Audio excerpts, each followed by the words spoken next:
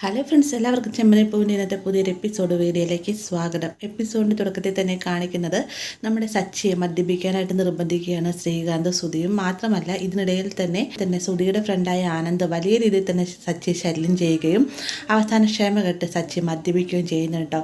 അതിനുശേഷം തിരികെ വന്നിട്ട് ആനന്ദ് എന്തൊക്കെ ക്വസ്റ്റ്യൻ ചോദിച്ചു അതേ രീതിയിൽ തന്നെ 3-4 ക്വസ്റ്റ്യൻ ആനന്ദിനോട് ചോദിക്കുന്ന സമയത്ത് എൻ്റെ ബ്രോ എന്നെ വിട്ടുകളാൻ ഞാൻ കഴിച്ചത് വരെ ഇറങ്ങിപ്പോയി, ഞാൻ ബ്രോയെ ശല്യം ചെയ്യാൻ വരികയില്ല എന്നും പറഞ്ഞുകൊണ്ട് അവിടെ നിന്ന് പോവുകയാണ്. അപ്പോൾ നമ്മുടെ സച്ചി മദ്യപിക്കുന്ന എല്ലാം തന്നെ ശ്രുതി മാറി എന്ന് കാണുന്നുണ്ട്. ശ്രുതിക്കാണെങ്കിൽ ഭയങ്കര സന്തോഷമാവുന്നുണ്ട് കേട്ടോ.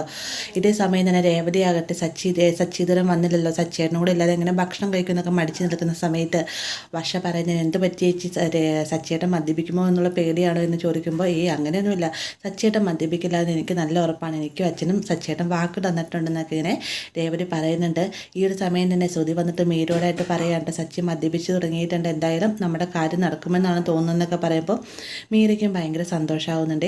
ഇതേ സമയം തന്നെ സച്ചിയാകട്ടെ മദ്യപിച്ച് അഭിലാഷ് സാറിൻ്റെ അടുത്തേക്ക് ചെന്നതിന് ശേഷം ഇങ്ങനെ ഓരോരോ കാര്യങ്ങൾ പറയുമ്പോഴത്തേക്കും അഭിലാഷ് സാറിന് സച്ചിയെ ഭയങ്കരമായിട്ട് ഇഷ്ടപ്പെടുകയാണ്. ഇദ്ദേഹം പറയുന്നുണ്ട്, സുധി നിനക്ക് ഇതുപോലൊരു അനിയനെ കിട്ടിയതിൻ്റെ ഭാഗ്യമാണ് എന്നൊക്കെ പറഞ്ഞുകൊണ്ട് സച്ചിനെ ഒരുപാട് പുകഴ്ത്തി സംസാരിക്കുകയാണ്.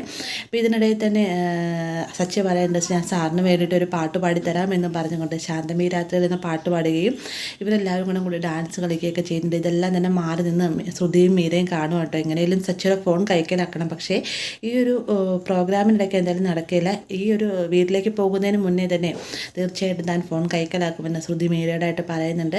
അപ്പോൾ ഈ ഒരു പാട്ട് കഴിഞ്ഞതിന് ശേഷം സച്ചിയും ശ്രുതിയും ശ്രീകാന്തും ഒക്കെ ഭയങ്കരമായിട്ട് തന്നെ ഓവറായിട്ട് മദ്യപിച്ചിട്ടുണ്ട്. മദ്യപിച്ച് കഴിഞ്ഞാൽ അറിയാലോ, ചിലർക്ക് സത്യങ്ങൾ തുറന്നു പറയണം.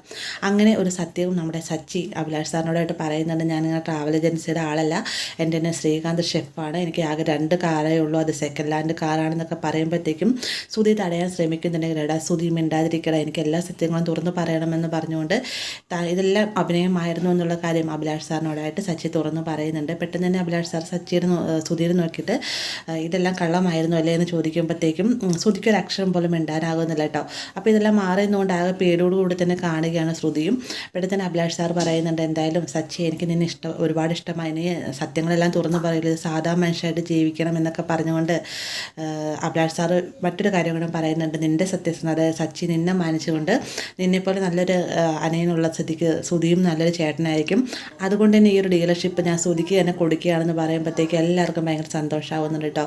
അതിനുശേഷം കാണിക്കുന്നത് പാർട്ടി കഴിഞ്ഞതിന് ശേഷം വീട്ടിലേക്ക് തിരികെ പോകുന്ന സമയത്ത് ശ്രീകാന്താണെങ്കിൽ വർഷേനെ കൊഞ്ചിക്കാണ്ട് എൻ്റെ പൂച്ചക്കുട്ടി എന്നൊക്കെ പറഞ്ഞുകൊണ്ട് നല്ല വെളിവില്ലാത്ത രീതിക്കാണ് സംസാരിക്കുന്നത്. വർഷയ്ക്കാണെങ്കിൽ ദേഷ്യം എടുക്കാനാവുന്നില്ല. ശ്രീകാന്താണെങ്കിൽ വർഷയുടെ തോളിലേക്ക് ചാടിയിട്ടാണ് വർഷേനെ ഇങ്ങനെ കൊതിച്ചുകൊണ്ടിരിക്കുന്നത്. ഇതേ സമയം തന്നെ ശ്രുതിയാകട്ടെ ഭിത്തിയിൽ പിടിച്ചിട്ട് ഞങ്ങൾ പടവുകൾ കയറുമെന്നും പറഞ്ഞുകൊണ്ട് കൈ ഇങ്ങനെ ഒരു പ്രത്യേക ഒരു കോമാളിയെ പോലെ കാണിച്ചുകൊണ്ടിരിക്കുന്നുണ്ട്. അതും മദ്യത്തിൻ്റെ കെട്ട ലഹരിയിൽ കേട്ടോ. അതേസമയം തന്നെ രേവതിയായിട്ട് സച്ചിനെ നോക്കി വെയിറ്റ് ചെയ്തുകൊണ്ടിരിക്കണം ആകെ ദേഷ്യത്തിൽ. സച്ചി വരുന്ന കാണുമ്പോൾ തന്നെ രേവതിക്ക് ദേഷ്യം എടുക്കാനാവില്ല. രേവതി സച്ചിന് ഒരുപാട് വഴക്ക് പറയുന്നുണ്ട്. ആ ഒരു സമയം സച്ചി പറയുന്നുണ്ട്, എന്തായാലും രേവതി മറ്റൊരു സന്തോഷ വാർത്തയും കൂടെ ഉണ്ട്, ഞാൻ അഭിലാഷ് സാറിനോട് സത്യാവസ്ഥകളെല്ലാം തുറന്നു പറഞ്ഞു, നമ്മൾ ചെയ്തെല്ലാം അഭിനയമായിരുന്നു പറഞ്ഞു എന്നൊക്കെ പറയുമ്പോഴത്തേക്കും രേവതി ആകെ ഞെട്ടിപ്പോകുന്നുണ്ട്. എന്നിരുന്നാലും സച്ചി പറയൂട്ടെ, എൻ്റെ ഒരു ആത്മാർത്ഥതയും എൻ്റെ ഒരു സത്യസന്ധത ഓർത്തുകൊണ്ട് ശ്രുതിക്ക് ഈ ഒരു ഡീലർഷിപ്പ് കൊടുക്കാമെന്ന് അഭിലാഷ് സാർ സമ്മതിച്ചു എന്ന് പറയുമ്പോഴത്തേക്കാണ് രേവതിക്ക് സമാധാനമാവുന്നത്.